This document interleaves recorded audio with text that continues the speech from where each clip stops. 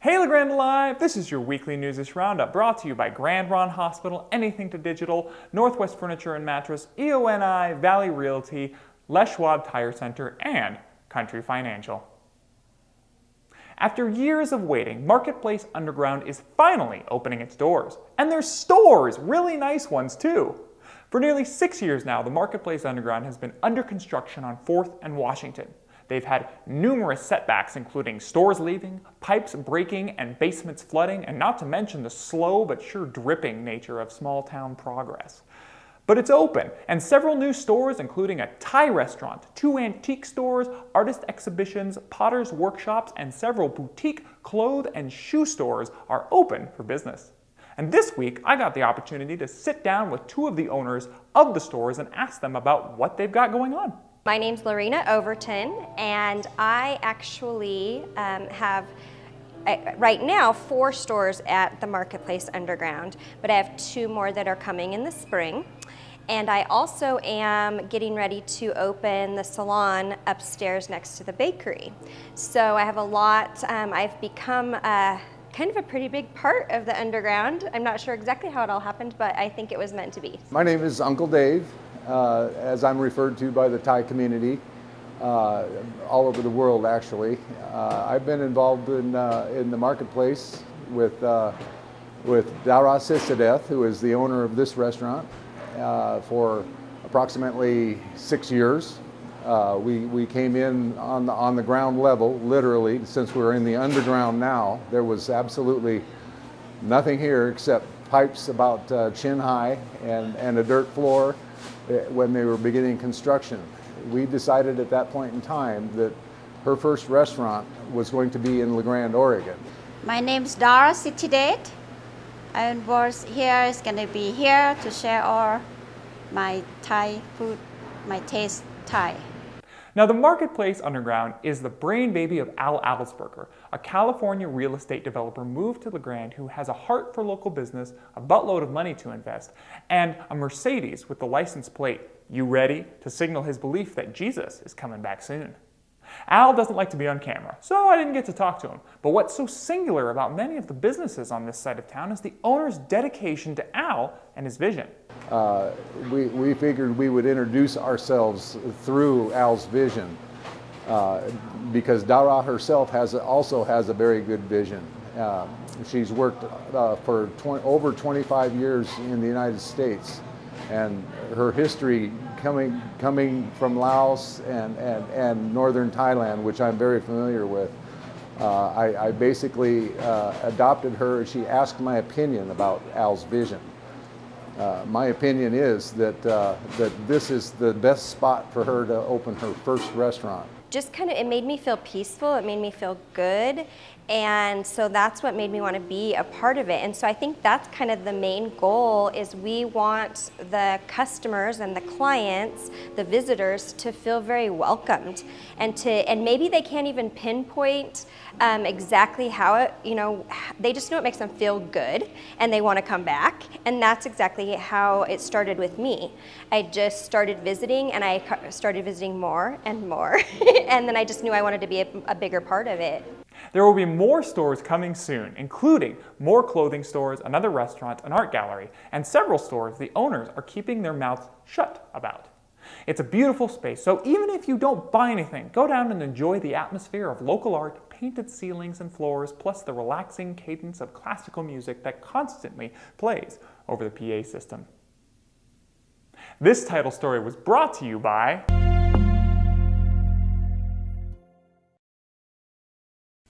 They wanted it and they got it. 200,000 big ones awarded to the Liberty Theater Foundation by the state of Oregon.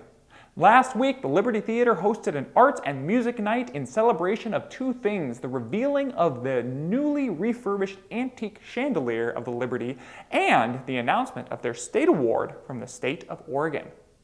Acts including singing by Michael Frazier and Brent Smith, a Shakespeare scene by the La Grande Shakespeare Troupe, and more all preceded the announcement by Oregon State Senator Hansel about the award. Senator Hansel is the District 29 representative for Eastern Oregon on the state Senate, and before the event, I got the opportunity to sit down with him and ask him why exactly he pushed for this award so much.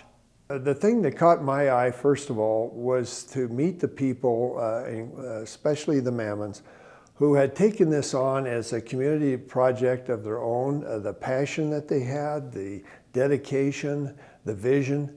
And I just, when I see local communities coming together with this kind of leadership, I'm thinking, well, what can I do on a state level as their state representative or senator to make this happen? Senator Hansel was a soft-spoken yet distinguished speaker who really believed in the power of the arts to create vibrant communities and also to drive economic development. Art venues create appeal for young families, he said, giving them activities for their children to be a part of as well as entertainment and reason to settle down in small towns like Grande. Now, that all being said, not everyone believes in the Liberty renovation. Why are we spending millions of dollars renovating an old theater, especially millions of taxpayer dollars that could be spent in other ways or just left in the pockets of those who earn them?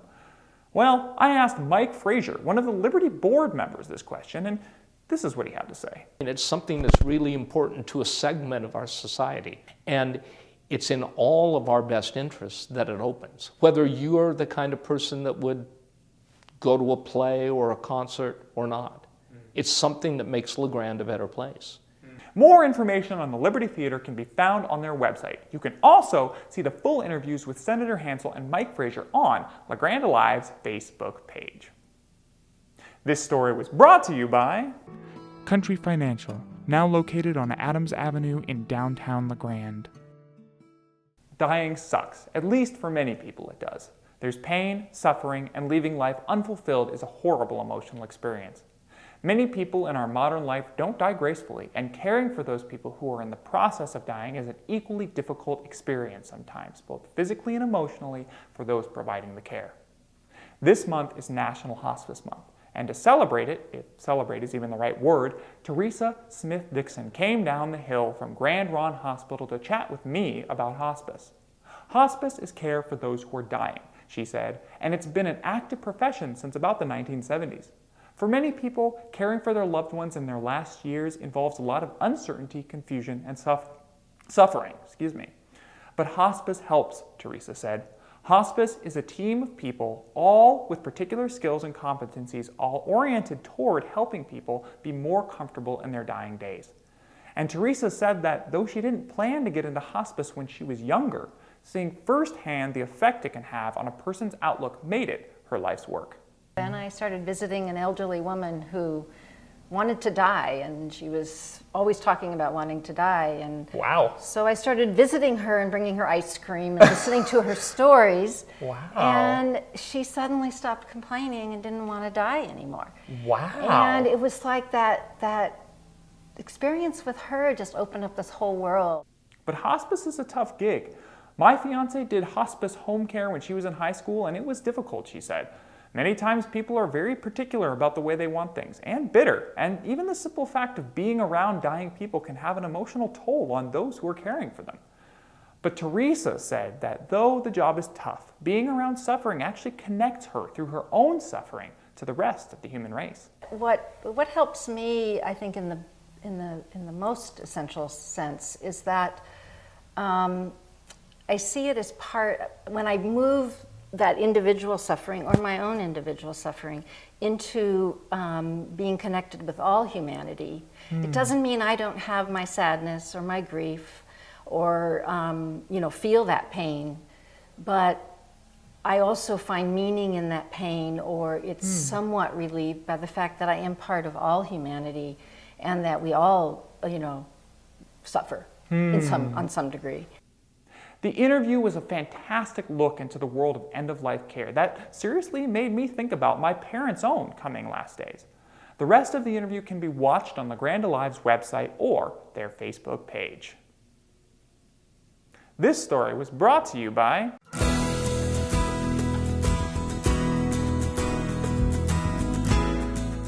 And here's your upcoming events with Emily Adair and Get Out and Go. Hi, I'm Emily Adair from Go Magazine. And I'm Will Bowman from Grande Alive. This is Get Out and Go. This week's magazine includes details about the Community Symphonic Band's season opener. The band is made up of about 50 college and high school students and other community members. The upcoming performance will be the band's first show under new direction. The Eastern Oregon Regional Theater will present a youth production of Director's Nightmare. The show is a one-act comedy about a group of students trying to put together a school play. With just a bit of time left before the show opens, the director may not be able to overcome the chaos. This week's magazine also looks at the Baker Community Orchestra's fall concert, events at Cook Memorial Library, and a winter gear swap in Enterprise. For more details, pick up a copy of this week's Go magazine, which is inserted in the Observer and Baker City Herald. We're also online at GoNortheastOregon.com and on Facebook, Twitter, and Instagram. For more local content, check out Grande Live. Thanks for tuning in to Get Out and Go. And here's your local sports and sports spotlight with Ronde from the Observer newspaper. Hello, this is Ronald Bond with the LaGrande Observer for LaGrandeLive.tv, and you're watching the High School Sports Spotlight.